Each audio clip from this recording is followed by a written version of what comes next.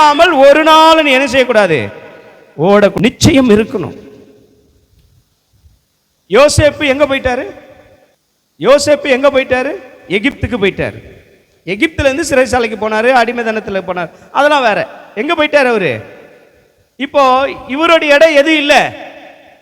எகிப்து இல்ல. இவருடைய இடம் எது? கானான். ஆனா இவர் எங்க செத்துட்டாரு? எகிப்துல செத்துட்டாரு. ஆனா சாவறதுக்கு முன்னாடி ஒரு நிச்சயமான வார்த்தையை சொல்றாரு. என்ன சொல்றாருன்னா, நிச்சயமாக ஒரு நாள் இங்க இருந்து நீங்க என்ன செய்ய போறீங்க? போக போறீங்க. எங்க போக போறீங்க? ஆபிரகாமுக்கு வாக்களித்த கானானுக்கு போவீங்க. அங்க நீங்க போகும்போது நான் என்ன புதைச்சிங்கல, அந்த எலும்பை எடுத்துக்கிட்டு போவீங்கன்றார். அல்லேலூயா. யாராவது செத்து போயிட்டவன புதைச்சவன இந்த ஊர்ல புதைச்சிட்டமே திருப்பி திருப்ப முடியுமா? ஹலோ, முடியுமா? கொஞ்ச நெஞ்ச வருஷம் கிடையாது. வசனத்தை பாருங்களேன். அப்போ ஆதியாகமம் புஸ்தகம் 50ஆம் அதிகாரம் 22வது வசனம் இவ்வாறு சொல்லுகிறது, யோசேப்பு தன் சகோதரர்களை நோக்கி, நான் மரணம் அடையும் போது ஆனாலும் தேவன் உங்களை நிச்சயமாக சந்தித்து நீங்கள் இந்த தேசத்தை விட்டு தாம் ஆபிரகாமுக்கும் ஈசாக்குக்கும் யாக்கோபுக்கும் ஆணையிட்டு கொடுக்கிற தேசத்துக்கு போக பண்ணுவார். போதும். அங்கே வசனத்தை நீங்க வீட்டுல பேசுங்க, நேரம் இல்ல. ஆனா இங்க என்ன சொல்றாரு? நான் உயிரோடு இருக்கும்போது ஒரு நாளைக்கு போவீங்க, அன்னைக்கு போகும்போது என்ன இங்க புதைச்சிருப்பீங்க, இதை தோண்டி என்ன செய்யணும் அப்படின்னா, அவர் சாவும் போது கூட என்ன இருக்குப்பா? நிச்சயம் இருக்கு. என்ன எடுத்துக்கிட்டு போவாங்கன்ற நிச்சயம். இன்னைக்கு எப்படி ஓடுற கிறிஸ்தவ வாழ்க்கையில உயிரோடு இருக்கும்போதே உன்னால நிச்சயித்து பேச முடியல, சாகப்பறம் பேசுறான். ஏனா எனக்கு வாக்கு பண்ணினவர் வாக்கு மாறாம என்னை ஆசீர்வதித்து உயர்த்தினார், என் தலையை உயர்த்தினார்.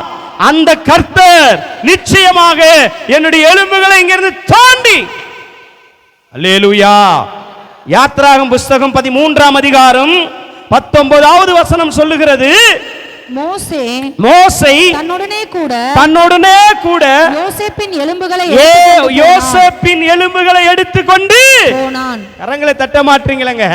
சாவறதுக்கு முன்னாடி சொன்னா, இப்படி நடக்கன்னு சொன்னா, நிச்சயத்தோட சொன்னா, கர்த்தர் அதை செஞ்சாரு. அந்த மகிழ்ச்சி உனக்குள்ள வரலையே, விசுவாசம் வரவானாவா? செத்து போன எலும்பையே தூக்கிட்டு போற அளவுக்கு ஆண்டவர் செஞ்சாரு. இன்னைக்கு உயிரோடு இருந்து நான் கேட்கிறேன்னு, அந்த நிச்சயத்தோடு நீ பேசவானாவா? அந்த நிச்சய விசுவாசம் உனக்குள்ள வரவானாவா? கர்த்தர் என் வாழ்க்கையில செய்வார், என்னை உயர்த்துவார், என்னை மேன்மைப்படுத்துவார் என்ற எண்ணம் உனக்குள்ள வரவானாவா? இன்னைக்கு ஓட்டத்துல என்னவா இருக்கக்கூடாது? நிச்சயம் இல்லாமல் ஓடக்கூடாது. நேரம் ஆயிடுச்சு, முடிச்சிடுறேன். நான் 4 பாயிண்ட், யாரெல்லாம் நிச்சயம் இல்லாத ஓடினார்கள் அப்படின்னு ஒரு 4 பாயிண்ட் வச்சிருக்கேன். காலையில் கூட இதை டச் பண்ணவே இல்லை, நேரம் இல்லை. இப்பயும் இதில் உங்களுக்கு ஒரே ஒரு பாயிண்ட்டை தான் சொல்லியிருக்கிறேன். நிச்சயத்தோட பேசின யோசேப்பு. அல்லேலூயா சொல்லுங்க. இன்னைக்கு நீங்களும் நானும் பெற்றுக்கொள்ளத்தக்க ஓடணும். எப்படி ஓடணும்? எப்படி ஓடணும்? 5 காரியம் சொன்னேன். என்னென்ன சொன்னேன்? 5 காரியம் சொன்னேன். என்னென்ன சொன்னேன்? பாரத்தை யாவையும் தள்ளிவிட்டு, நம் சுற்றி நெருக்குகிற பாவங்களை தள்ளிவிட்டு, விசுவாசத்தின் துவக்கனரும் முடிக்கிறவருமாக இயேசுவை நோக்கி, அப்புறம் இயேசுவை நோக்கி ஓட வேண்டும். அப்புறம் நியமிக்கப்பட்ட ஓட்டத்தில் ஓட வேண்டும். பெற்றுக்கொள்ள பொறுமையோடு ஓட வேண்டும். அல்லேலூயா.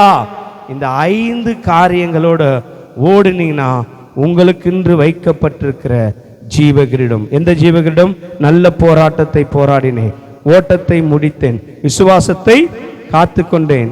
இது முதல் எனக்கென்று நான் பெற்றுக்கொள்ளத்தக்கதாக என்